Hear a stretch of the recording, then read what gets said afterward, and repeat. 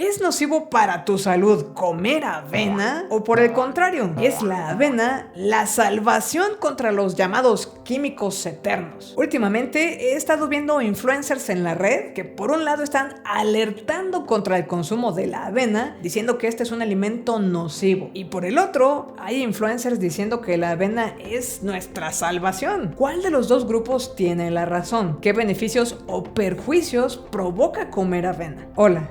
Soy Cintia Reyes y en este canal exploramos evidencia científica que nos permite responder preguntas cotidianas relacionadas con nuestra salud y bienestar. Suscríbete. ¿Qué problema real puede asociarse con el consumo de avena? Como hemos platicado en otros videos, hay distintos tipos de carbohidratos. Por un lado están los que son moléculas grandotas que tardan más en partirse en carbohidratos o azúcares simples. En este grupo está la fibra, que en general es útil para nuestra salud intestinal, como platicamos aquí. Y por el otro lado están los carbohidratos, que son moléculas pequeñas o azúcares simples. Por ejemplo, si comes azúcar de mesa, esta es sacarosa y se parte en una molécula de fructosa y una de glucosa. Tal como su nombre lo dice, esta glucosa eleva la glucosa en tu sangre. Como el azúcar de mesa es un carbohidrato simple pequeño, este proceso que te describo eleva la glucosa en sangre muy rápidamente. Si estás midiendo el nivel de glucosa en sangre en el tiempo, literalmente ves que se forma un pico en el gráfico. Estos picos de azúcar están asociados con problemas de salud eventuales, como el desarrollo de diabetes tipo 2. Este comportamiento se ha analizado en distintos alimentos y a partir de ver qué tanto unos y otros provocan o no estos picos de glucosa, se han creado tablas de lo que se ha traducido numéricamente como un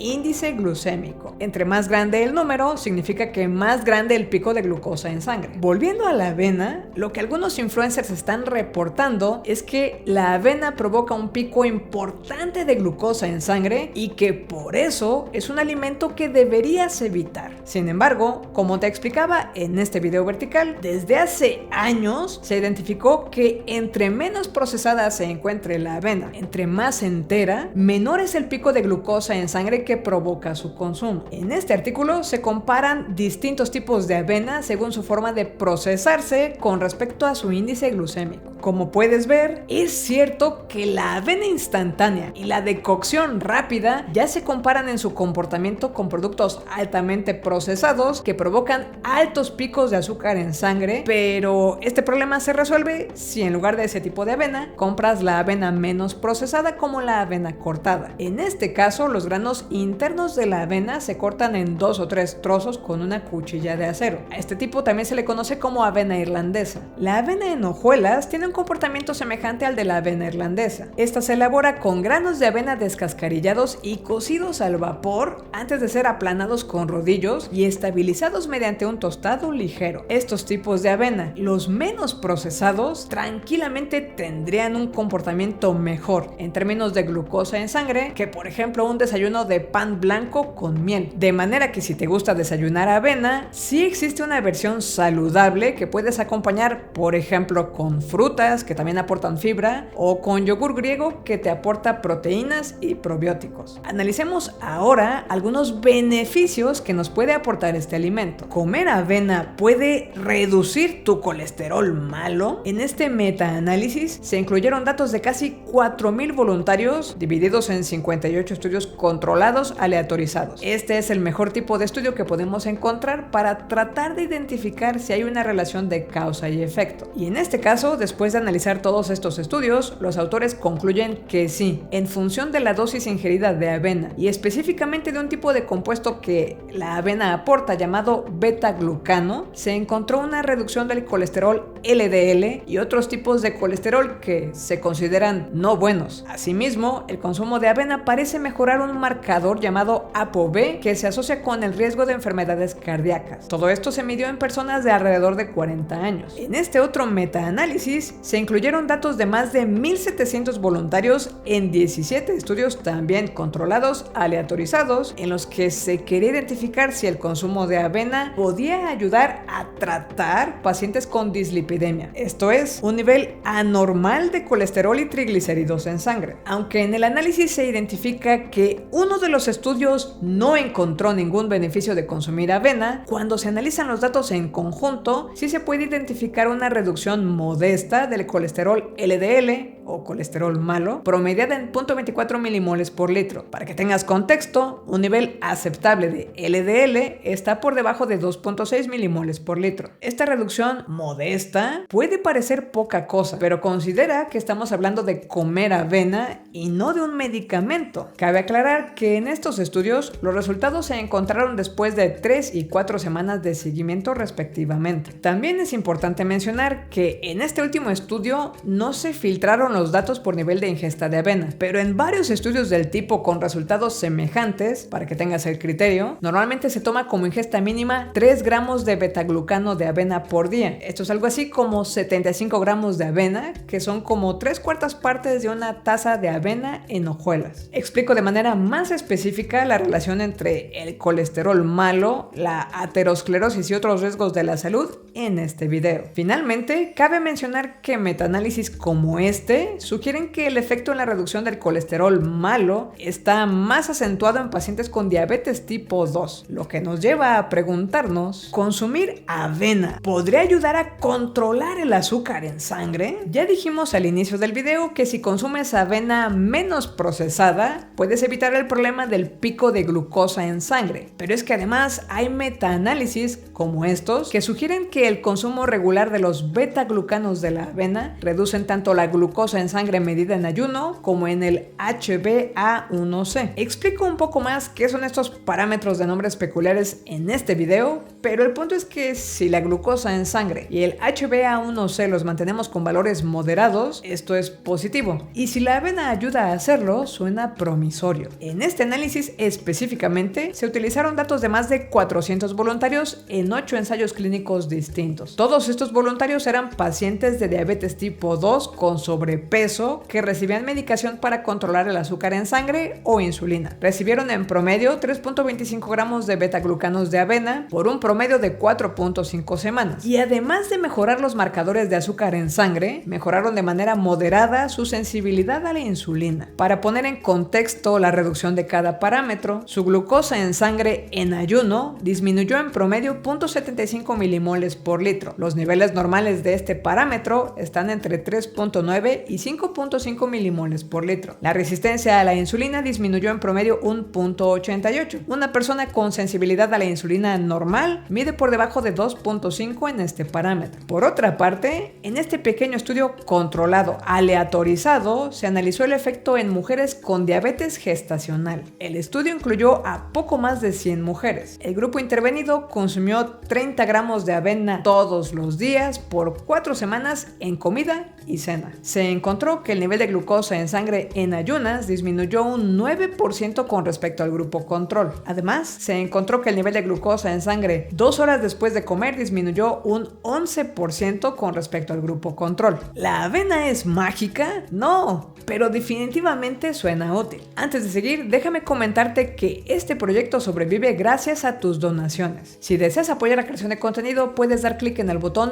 Unirme para contribuir mensualmente. En otras noticias, próximamente ofreceré cursos de comunicación de ciencia. Si quieres enterarte cuando esto suceda, en la descripción del video encontrarás un nuevo enlace para registrarte a esta lista de distribución de correos de avisos, junto con el otro enlace en el que puedes recibir el resumen mensual de nuevos contenidos. Y si aún no lo haces, suscríbete al canal. ¿Es posible que consumir avena reduzca mortalidad? Este metaanálisis utilizó información de más de 470,000 personas que participaron en 8 estudios únicos. Se comparó la información entre consumidores y no consumidores de avena. Los datos recabados sugieren que los que sí consumen avena mostraron un 24% menor riesgo de incidencia de diabetes tipo 2 y 27% menor riesgo combinado de incidencia de eventos cardiovasculares. Aunque estos datos son observacionales y aunque suene esperanzador, no se puede establecer una clara relación de causa y efecto. Finalmente, ¿comer avena podría ayudarnos a eliminar los llamados químicos eternos o PFAS? Como platicamos en este video, los PFAS son sustancias que en términos prácticos se consideran eternos. Pueden llegar a nuestro cuerpo por diversas fuentes que incluyen el agua que bebemos y los alimentos que consumimos. El riesgo de acumular estos compuestos en nuestro cuerpo es que parecen estar asociados con problemas endocrinos y distintos tipos de cáncer. Habrás notado que varias veces he mencionado los betaglucanos de la avena. Los betaglucanos son un tipo de fibra soluble que se encuentra de forma natural en las paredes celulares de la avena. Esta fibra soluble puede formar una especie de gel y posiblemente ayude a excretar estos PFAS, aunque debo aclarar que esta es todavía información preliminar. En este estudio se trabajó con casi 6.500 participantes y sus resultados sugieren que el mayor consumo de fibra se asocia con una menor concentración de PFAS. La diferencia es modesta, alrededor de un 10%, y la posible explicación es que la fibra ayuda a que estas sustancias sean excretadas. Estoy hablando de fibra en términos generales, por ejemplo la de las palomitas de maíz o la de las verduras. Este es un estudio promisorio, pero fue realizado con ratones. Lo que se hizo fue darles agua contaminada con distintos tipos de PFAS y resulta que a los ratones a los que se les dio betaglucano de avena, después de 4 semanas de depuración, tenían menor concentración de estos PFAS en sangre. Adicionalmente, estos ratoncitos también bajaron su relación grasa por peso corporal. Este otro estudio sí fue con humanos. Se trabajó con 72 personas con quienes se realizó una intervención de 4 semanas. Se trató de un ensayo clínico aleatorizado controlado con placebo. La concentración de PFAS en sangre en los participantes era conocida en un inicio. Un grupo de participantes recibió un sobre con 1 gramo de betaglucano de avena y otros 1.9 gramos de fibra cualquiera. El otro grupo, que sirvió como control, recibió un sobre con 0 gramos de betaglucano de avena, 0.3 gramos de fibra cualquiera y polvo de arroz integral. Estos sobrecitos se mezclaban con 240 mililitros de agua 3 veces al día, separados al menos 3 horas en cada toma, y cada participante debía ingerir su vasito unos 10 minutos antes de la comida en turno, desayuno, comida y cena. Notarás que estamos hablando otra vez de un consumo diario de más o menos 3 gramos de betaglucano de avena, que sería el equivalente más o menos a las mismas 3/4 partes de una taza de avena, como se ha usado en otros estudios. En sus resultados podemos ver en qué casos hubo una reducción en la detección y de qué tipo de PFAS en ambos grupos. Donde ves que dice menor a 0.05, significa que la reducción es estadísticamente significativa, o dicho de otro modo, la reducción no fue por azar. Este fue un estudio pequeño y en realidad lo menciono porque esta es mi manera de decir que ojalá que alguien en posición de hacer este tipo de investigaciones haga un estudio aquí más grande. Y respondiendo a la pregunta del inicio del video, quienes dicen que comer avena es la solución non plus ultra contra estos químicos eternos o PFAS, tenemos indicios de su utilidad. Incluso hay análisis indirectos en los que se comparan los betaglucanos con ciertos medicamentos que parecen promisorios, pero todavía no tenemos estudios grandes de los famosos controlados aleatorizados que una y otra vez traigo al canal cuando te hablo de algo que sí tiene evidencia. En mi opinión, esto específicamente de los PFAS es todavía información preliminar. Pero siendo justos, me parece que hay más de una razón basada en evidencia científica, con ensayos controlados, aleatorizados, grandotes y metaanálisis y todas estas cosas que traigo al canal para comer avena todos los días. Suscríbete al canal y comparte nuestro material. Te invito también a ver este video en el que analizamos qué efecto tiene el consumo del café en el hígado. Recuerda que puedes apoyar la creación de contenido con pequeñas donaciones como ya lo hacen ellos. Muchas gracias.